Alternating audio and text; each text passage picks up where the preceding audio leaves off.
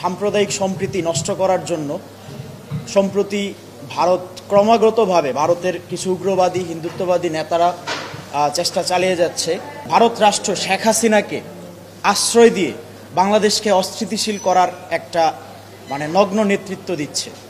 এটার তীব্র প্রতিবাদ জানাই। এই দেশে অবস্থিত পতিত ফ্যাসিস্টদের যে দোসর তাদের সহযোগিতা নিয়ে বাংলাদেশকে অস্থিতিশীল করার জন্য, বাংলাদেশের সাম্প্রদায়িক সম্প্রীতিকে নষ্ট করার জন্য নানানভাবে ষড়যন্ত্র করে যাচ্ছে।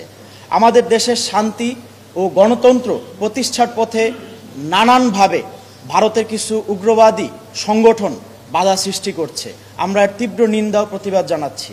আমাদের স্বাধীনতা ও সার্বভৌমত্বকে যারাই হুমকির মুখে ঠেলে দিবে আমরা কাউকে ছেড়ে দিব না। এদেশের 18 কোটি জনগণ কোনো উস্কানিতে পা দিবে না এবং আমরা অনুরোধ জানাবো এই দেশের সার্বভৌমত্বকে হুমকির মুখে ফেলার চেষ্টা যদি কেউ করে তাহলে এই বাংলাদেশের যেই আমরা যাদেরকে শান্তিপ্রিয় জনগণ বলি, এই শান্তিপ্রিয় জনগণই কিন্তু এটাকে শান্তিপ্রিয়ভাবেই প্রতিহত করবে।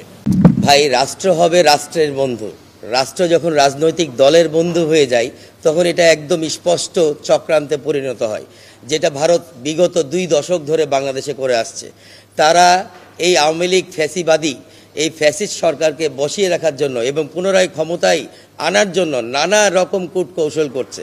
এবং আসলে আমাদের এই যে আজকে বিরোধ, এই বিরোধ কিন্তু ভারতীয় নাগরিকদের বিরুদ্ধে নয়, এই বিরোধটা হচ্ছে ভারতীয় পররাষ্ট্রনীতির বিরুদ্ধে। ভারত যে পররাষ্ট্রনীতি অবলম্বন করে চলে, এই পররাষ্ট্রনীতিতে সবসময় শোষণ এবং শাসন থাকে। শোষণ ও শাসন তুমি তোমার দেশের মানচিত্রের মধ্যে করবা, তুমি অন্য দেশের মানচিত্রে করতে আসবা না। আমরা যখন দেখি ভারতের যে পার্শ্ববর্তী দেশগুলো আছে, সার্কভুক্ত যে দেশগুলো আছে, দক্ষিণ এশিয়া দেশগুলো আছে, কোনো দেশের সাথে ভারতের কোনো রকম বন্ধুত্বপূর্ণ আচরণ নেই।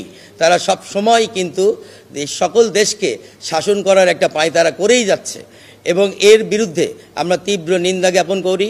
আমরা এতদিন অনেকভাবে প্রেশনে ছিলাম, কিন্তু আজকে আমরা কিন্তু সেই অবস্থায় আর নাই। বাঙালি পুরো জাতি এখন এক হয়েছে, বাংলাদেশি সমস্ত মানুষ এখন জেগে উঠেছে। সেই দিন আর নাই যে ভারত যা বলবে আর আমরা তার দাবিদারি করব।